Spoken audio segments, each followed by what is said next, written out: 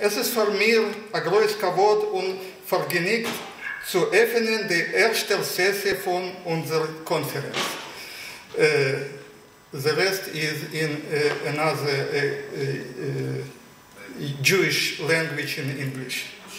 The session Yiddish Avant-Garde Art and Theater comprises 3 20-minute talks. Your questions are welcome after even lecture. Our first lecturer is Professor Mirjam Rajner, who joins us via Zoom. She is the chair of the Jewish Art Department of Bar-Ilan University and co-editor of Ars Judaica Journal.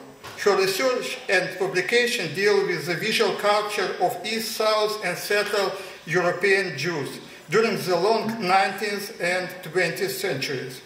Her book, Fragile Images, Jews and Art in Yugoslavia, was published by Brill in 2019. A book co-authored with Richard Cohen, Samuel Hirschenberg, a Polish Jewish artist in turmoil, was published by the Littman Library of Jewish Civilization and Liverpool University Press in March this year. Professor Rajner is one of the world-leading experts in the early period of Marc Chagall's artistic work, and her lecture today is on this art. A Swan song for the Jewish Avant-Garde, Chagall's illustration for the journal Khalyastre, 1922 to 24. Please, Mirjam. Thank you, Ilya, and thank you very much for including me in the conference. I hope everybody can hear me. I'm really sorry I cannot be with you in person, but I'm healthy more or less, so that's the main thing. Okay, so let's start. The motto that Felix Artish, the non-Yiddish prose writer, poet, and the playwright, chose to appear on the opening page of his newly founded journal, Khalyastre, again, were verses written by another harbinger of the Yiddish secular culture, Moshe Brothers.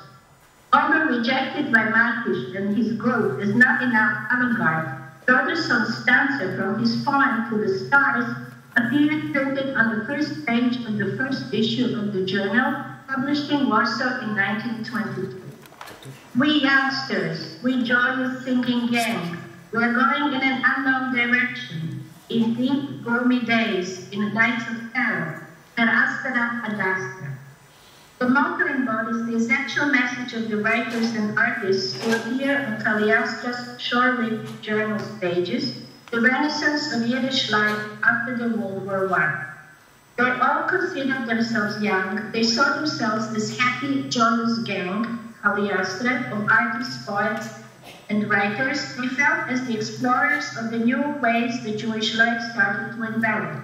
And as argued by St. Bobbitt, they consciously reflected their zeitgeist, the need to reconstruct universal cosmic disorder, and using the style of expressionism as a new cultural steps in Eastern Europe.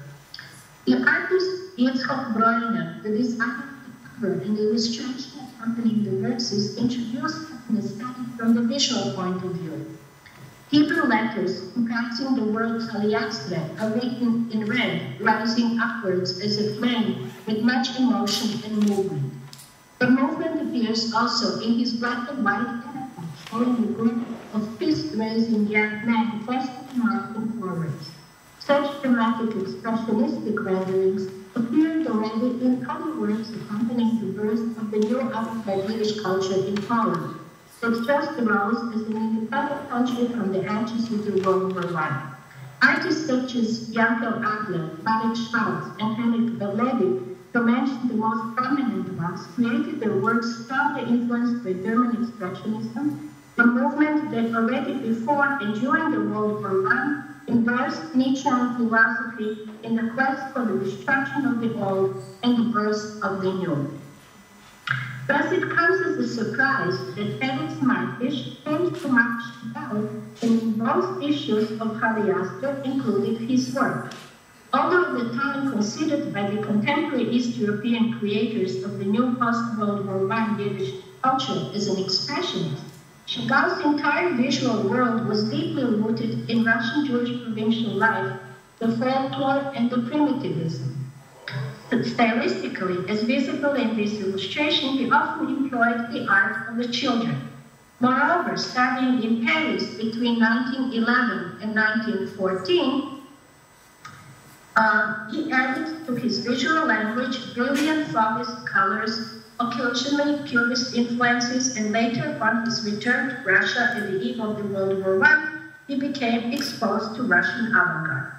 So why did Marx approach Chagall rather than one of the large-based avant-garde artists? And why did Chagall agree to publish his illustrations in a newly founded journal?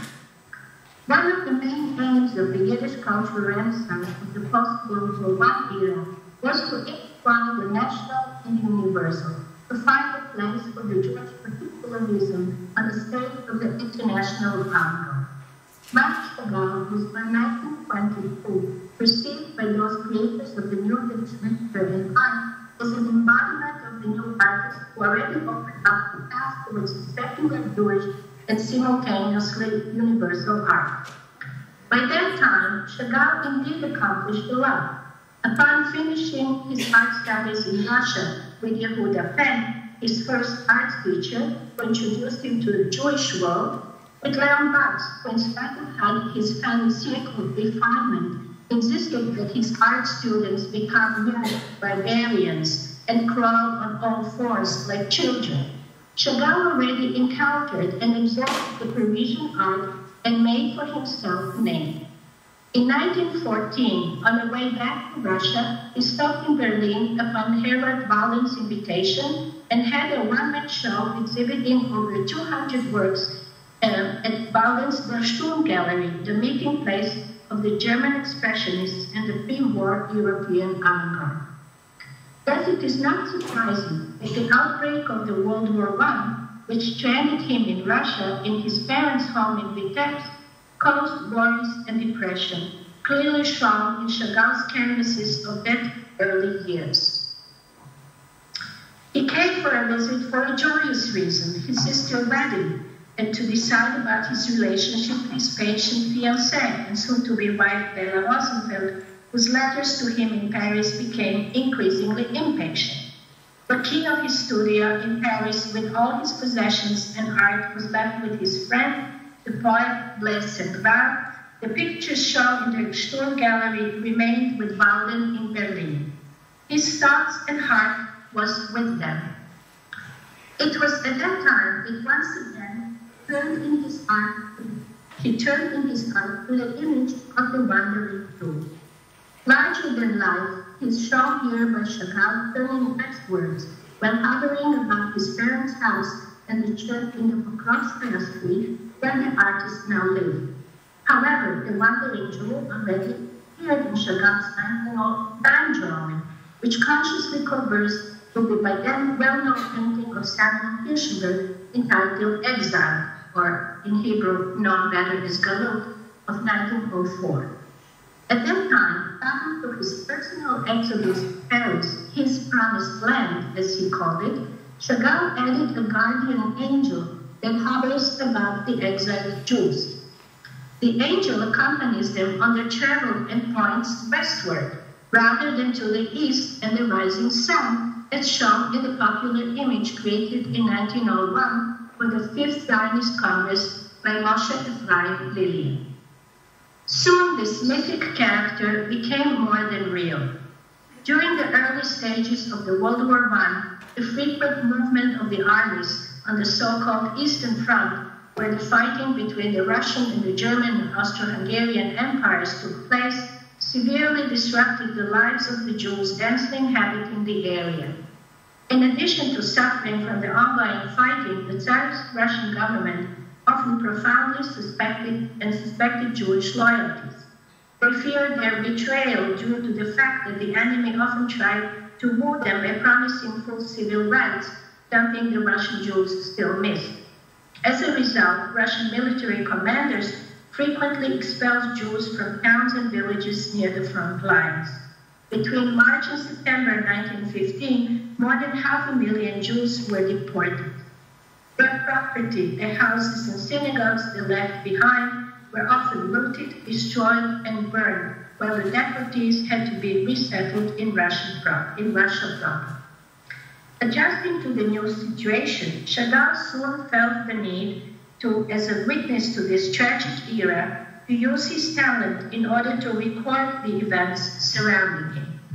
He initially reacted with a series of drawings documenting much of his passage through the text with all their belongings on the cards, wounded soldiers arriving from the front, and the local Jews wandering the street in desolation. A central painting of this difficult period is The Jew in Bright Red. In spite its neutral title, the painting strongly comments upon the changes the Russian Jews and Chagall himself were experiencing. Thus, when observed closely, it is possible to see that the Jew appears divided vertically in two halves. The left half presents a more traditional provincial Jew, like the wandering Jew we just saw.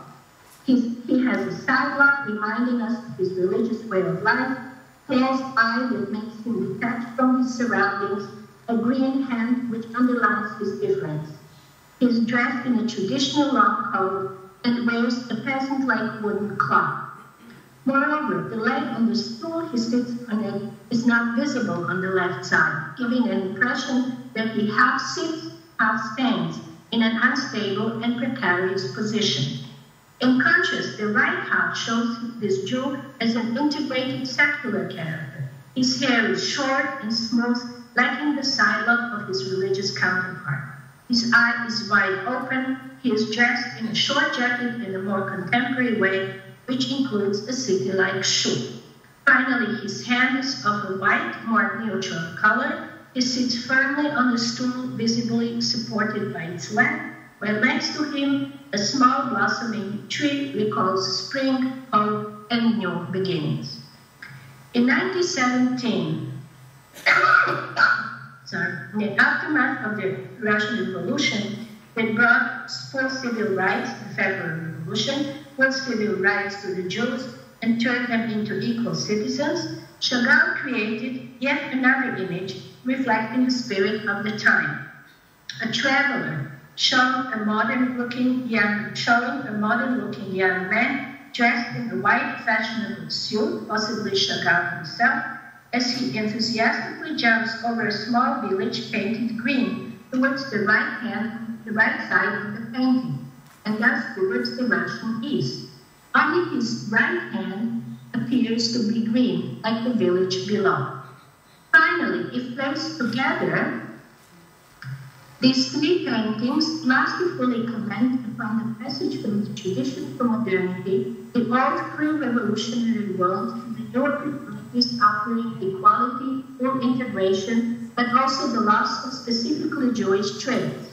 Still, Chagall left his right hand green as the right hand that he creates his art with. It remained connected to the green village below and to the Jewish world that continued to inspire Chagall's paintings also after the revolution. Chagall initially embraced the change. His talent and international standing were employed by Anatoly Luchansky, responsible in the new Soviet government for the People's Commissariat for Education, Narkomprost, who offered him the position of the top star of arts for the region of Vitebsk. Chagall enthusiastically opened the Vitebsk Art School, Art College, where he invited his friends and even his teacher, Yehuda Peck.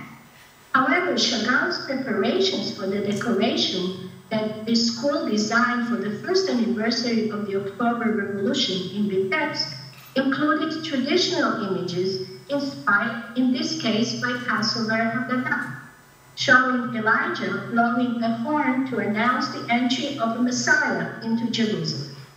Although tolerated at this stage by the open-minded and versatile Luchansky, Chagall's role was already then outmoded and too bourgeois when compared to the new Yugo-futurist, suprematist, and constructivist art rapidly winning the post-revolutionary Russian avant-garde aesthetics. and influencing the younger Russian Jewish artists active at that time. Finally, physically removed from the school, he found it, Chagall left Vitebsk for good in 1919, feeling hurt and betrayed.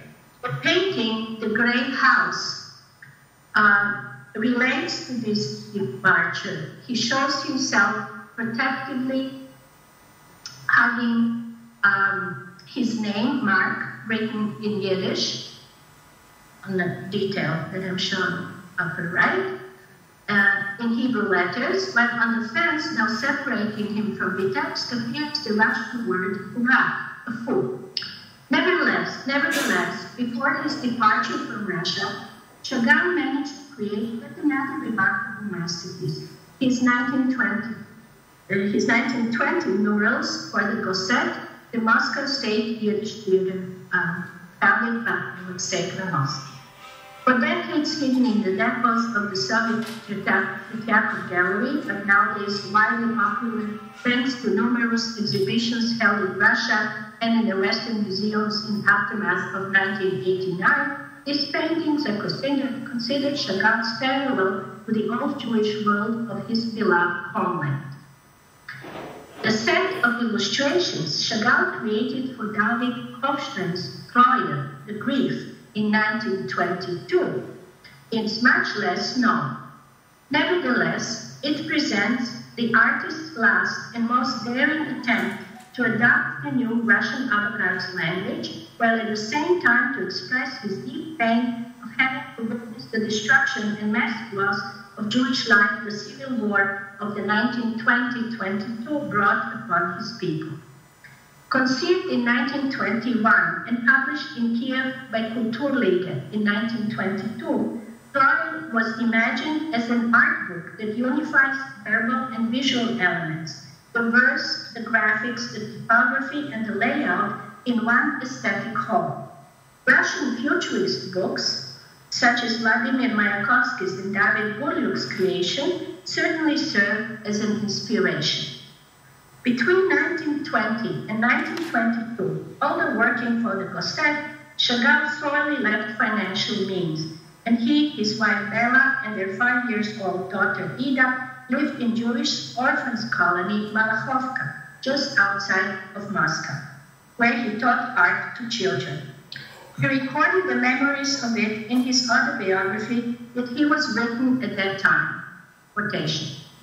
Those children had been the most unhappiest of orphans. All of them had been thrown out on the street, beaten by thugs, terrified by the flash of the dagger that cut the parents' throats, deafened by the whistling of bullets and the crash of broken window panes. They still heard, ringing in their ears, the dying prayers of their fathers and mothers. They had seen their fathers' beards savagely torn out, their sisters raped, disemboweled.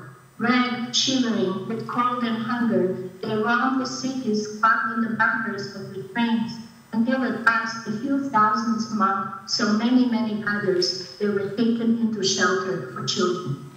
I taught those unfortunate little ones art. I loved them. They drew pictures. They flung themselves at colors like wild beasts at me. I was entranced by their drawings, their inspired stammering, and dyslexic until the moment when I was obliged to give them up, unquote. Clearly, this encounter stood behind the image and the dedication he included in the Hofstein's book, to all those cut down before their time. However, once devoid of the dedication, as it appeared in Khalyastre, the image becomes surprising and novel.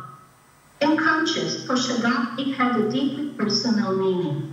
As shown, the loss of one's home and the experience of the refugee appeared in his art already at the beginning of World War I, where carts loaded with belongings of the fleeing Jews started to appear, and the wandering Jew overlapped with the expelled one is now carrying all his memories with him, as shown in this 1914 image. In 1922, Chagall became himself such an, albeit freewheeling, refugee. He left Russia for good, first for Berlin and later for Paris. Quote, I will enlist for permission to go back to Paris, he writes in his autobiography. I've had enough of being a teacher, a director. I want to paint my pictures. Neither Imperial Russia nor the Russia of the Soviets needs me. They don't understand me. I'm a stranger to them. Those 5 churn years I saw. I have grown thin. I'm even hungry. I shall come with my wife, my child. I shall lie down near you. And perhaps Europe will love me, and with her, my Russia. Unquote. Chagall left Russia managing to take some of his artwork with him, but also took the manuscript of his autobiography. According to Franz Mayer, a Swiss art historian and Chagall's son-in-law, who wrote a monumental monograph on the artist's life and work in the 1950s under Chagall's supervision, Chagall already started writing memoirs of his childhood years by 1911, when he left his hometown Vitebsk and studied art in Paris. Additional details were added during 1915 and 16 upon Chagall's return to Russia and the upheaval of the World War I. In 1922, at the age of 35 and prior to leaving his homeland for good, Chagall continued writing, now feeling the necessity of capturing the uniqueness of his experience that encompassed major challenges to Russian Jewish life in the first 20 years of the 20th century. Modernization and secularization, struggle and hope for equality and inclusion, and the ensuing disappointments. According to Mayer, the 9 notebooks written in Russian that he took with him comprised 3/4 of the text. Once in Berlin, where he would remain until August 1923, Chagall hoped to publish a translation of his autobiography, a project that proved futile due to either the apparent difficulty in translating the text or the fact that it was not yet completed. What he did manage, however, was to create illustrations for it, a set of 20 etchings, a new technique for him which he mastered in the studio of Hermann Struck, a renowned German Jewish artist. These were published as an album by Paul Cassila, a Berlin art dealer and publisher of Jewish origin. The second number of Khalyastre, published in Paris in 1924, included some of those illustrations.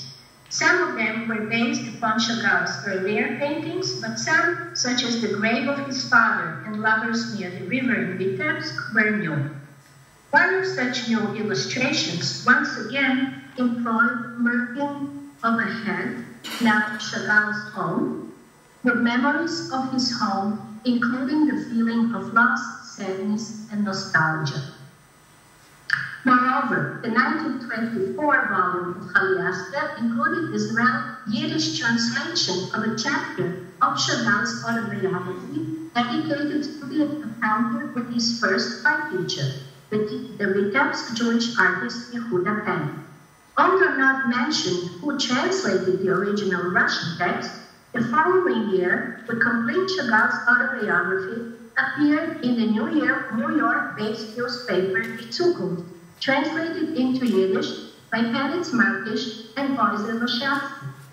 It thus seems that the editors of Khalyastre and Chagall collaborated on the text already since he brought it in Berlin, and possibly this project, once again intertwining the activities of an artist and a writer, encouraged Markish to include Chagall's illustrations to his journey. However, the only new image that Chagall specifically created for the Parisian number of Khalyastre that truly embraced the feeling of novelty and the excitement of creating the new Yiddish culture the writers proposed was his depiction of Eiffel Tower. For Chagall and many other artists settling in the city's Montparnasse quarter from all parts of the world, the Eiffel Tower became the symbol of freedom, creativity, and art, the symbol that Chagall's bearded East European Jews feel now free to fly, sit on, and even drag to its top the new culture, simultaneously Jewish and universal. Thank you.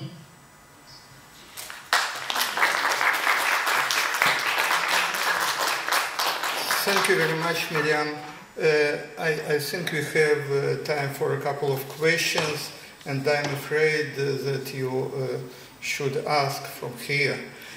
Yes, so you have any other solution for asking?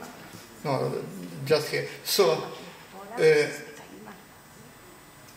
try from there. Let's see. Good morning, everybody. Can you please enlighten us with the meaning of the name of this magazine and some of its contents?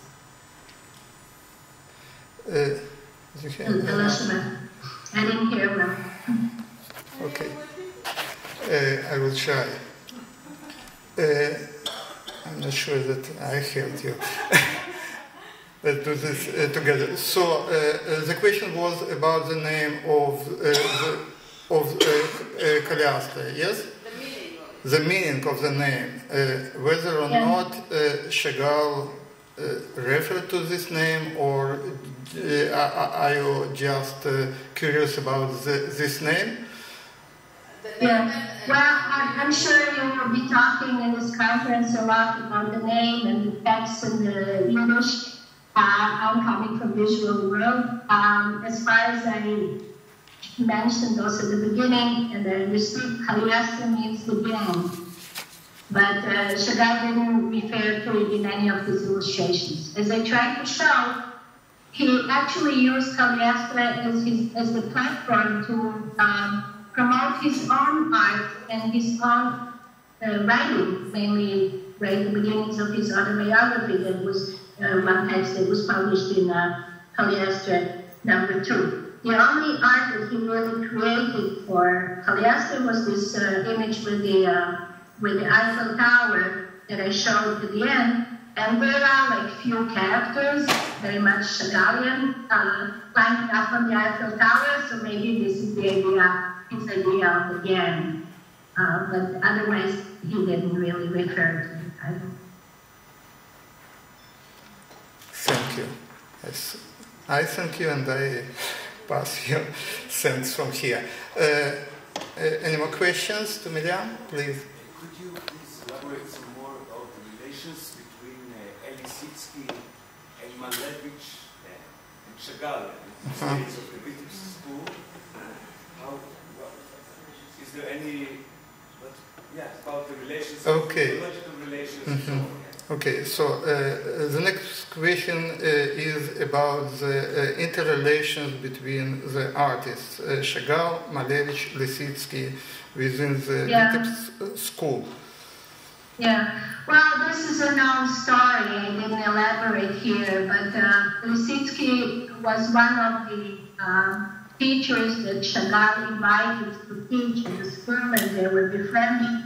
And the story goes such that he sort of betrayed Chagall, and behind his back invited Malevich to come and teach, feeling himself, as I mentioned in my paper, that Chagall was considered already too bourgeois, outmoded, and not because of political reasons so much as for his style and art he used. And Lisitsky was already then turning towards abstraction and very much influenced by Malevich's suprematism. And once Chagall left, they turned the school into new direction. They founded a group called Unovis that promoted exclusively abstract art. And Lisitsky was the main creator of prunes and the abstract art that followed in the footsteps of Malevich's suprematism. Thank you very much. I think, thank you, Mirjam. I think I just minimize this screen now on our screens, and you are, of course, welcome to stay with us. Just